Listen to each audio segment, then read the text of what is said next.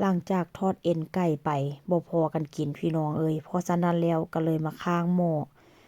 อใส่เกลือใส่น้ำมันแล้วก็เอาเส้นสปาเกตตีลงไปมื้อนี้ก็จิมาเฮ็ดสปาเกตตีคาโบนาราใส่เนื้อไก่งวงใส่เห็ดแล้วก็จิใส่ผักชีหรือว่าหอมปอมพี่น้องมื้อนี้ก็จิเฮ็ดออกแบบว่าสไตล์แบบลาวๆแล้วก็ครึ่งลาวครึ่งสเปนว่าเส้นซะพี่น้องเฮ็ดแบบว่าออกสีสันคล้ายๆบ้านเฮาแดเพราะว่าเพิ่มหอมปอมหรือว่า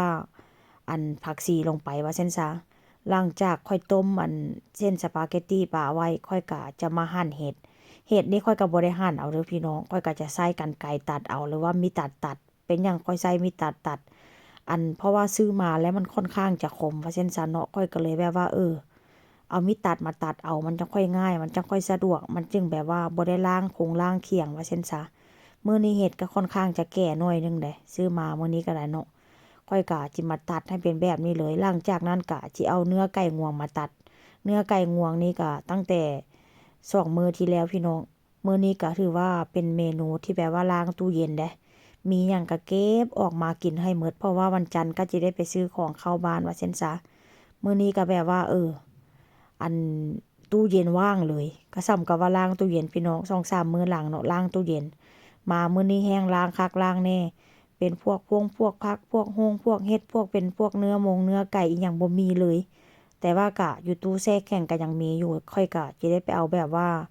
เอาอยู่ตู้แช่แข็งมาเนาะเพื่อว่าจะไว้กินมื้ออื่นว่าเช่นซะหลังจากหั่นเนื้อไก่งวงแล้วก็จิมาหั่นกระเทียมนี่มักหั่นแบบนี้ได้มักหั่นแบบว่าเวลาเราหั่นแล้วมันเป็นแบบว่าเนื้อบ่งามหั่นน่ะพี่น้องเป็นเนื้อแบบหยาบๆหน่อยนึงว่าเช่นซะเนาะแต่ว่ามักเพราะว่าหยังเวลาเอาไปไปผัดหั่นน่ะมันค่อนข้างจะหอมแล้วก็ได้แบบว่ารสชาติแบบจั่งใดเนาะแบบคือกินอยู่แบบบ้านนอกกินลูกทุ่งหั่นน่ะพี่น้องข้อยแล้วเป็นคนสไตล์แบบนี้ได้มักกินแบบธรรมชาติหลังจากต้มเส้นสปาเกตตีแล้วก็สิเอาไปเทน้ำออกแต่ว่าข้อยบ่ได้ล้างเด้อพี่น้องหลังจากนั้นก็สิมาข้างหม้อกระทะแล้วเอากระเทียมที่ว่าค่อยตัดหรือว่าค่อยหั่นอันนั้นลงไปผัดมื้อนี้ก็ค่อนข้างจะแบบว่าพิถีพิถันได้จักหน่อยพี่น้องเพราะว่าหยังมื้อนี้ก็ลูกชายกินนำเนาะแต่ว่ามื้อนี้ก็จิบ่ได้ใส่คะนอได้ก็จิใส่แค่เกลือเฮ็ดสูตรของทางนี้แต่ว่าสไตล์นี่มี2สไตล์แบบลาวๆแล้วก็สไตล์แบบโซนแบบสเปนแด้ว่าซั่นซะหลังจากกระเทียมหอมแล้วเรียบร้อยกระเทียมนี่ก็ผัดให้มันเหลืองมันหอมพู้นล่ะเนาะหลังจากมันกระเทียมมันสุกแล้วก็เอาเนื้อไก่งวงที่ว่าค่อยตัดนะเอาเทลงหม้อหรือว่าเอาลงไปผัดเนาะผัดจนมันเหลืองมันหอมพู้นล่ะพี่น้องแล้วค่อยก็สิใส่พริกไทยนำแต่ละเทื่อหั้นก็บ่ได้ใส่ได้พริกไทยนะแต่ว่ามื้อนี้ก็สิลองใส่พริกไทยนำแต่ละเทื่อบ่ได้ใส่ย้อนหยังย้อนว่าพริกไทยเนาะเวลาเราผัดร้อนๆผัดแบบไฟร้อนๆจัดหั่นน่ะพี่น้องก็ย้านมันเผ็ดว่าเช่นซะแล้วหลังจากนั้นค่อยก็เติมเกลือมื้อนี้ก็บ่ได้ใส่หยังหลายเด้อบ่ได้ใส่คะนอ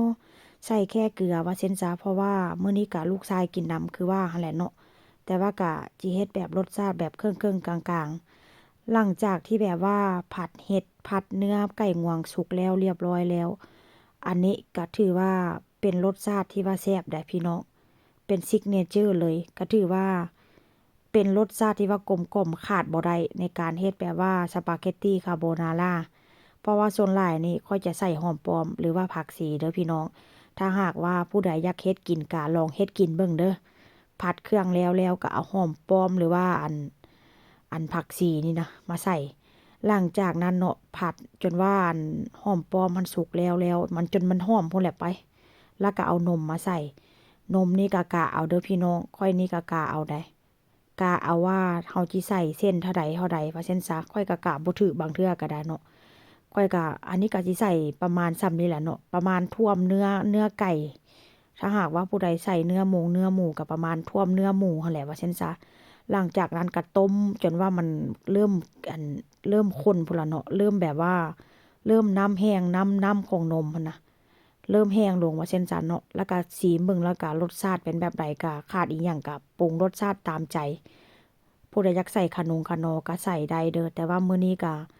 คือว่าหั่นแหละเนาะหลังจากนมแห้งแล้วค่อยก็เอาเส้นสปาเกตตีลงไป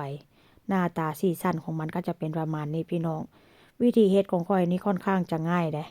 ง่ายแล้วก็กินง่ายๆแล้วก็